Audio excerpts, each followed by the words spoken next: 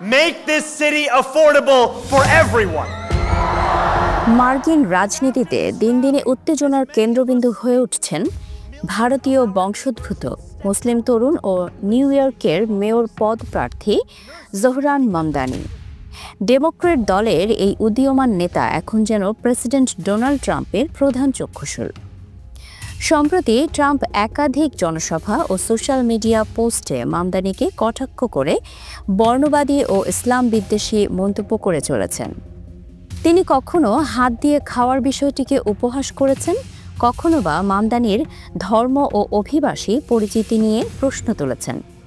এই বক্তব্যে ট্রাম্প বলেন, আমরা একজন কমিউনিস্ট পাগলকে এই শহরের নেতৃত্বে দেখতে চাই না। এছাড়া ট্রাম্প মামদানিকে গ্রেফতার ও দেশ থেকে বিতরণের হুমকিও দিয়েছেন। তার এই ধরনের বক্তব্যে মুসলিম ও অভিবাসী সম্প্রদায়ের মধ্যে আতঙ্ক ও ক্ষোভের সৃষ্টি হয়েছে। তবে চুপ করে থাকছেন না মামদানিও। তিনি ট্রাম্পের এসব মন্তব্যকে বিভক্তি ও ঘৃণার রাজনীতি বলে আখ্যায়িত করেছেন এবং বলেছেন, এই দেশ সবার, কোনো একক সম্প্রদায়ের নয়। আমরা ঘৃণাকে প্রত্যাখ্যান করে সংহতির রাজনীতি গড়ে তুলতে চাই।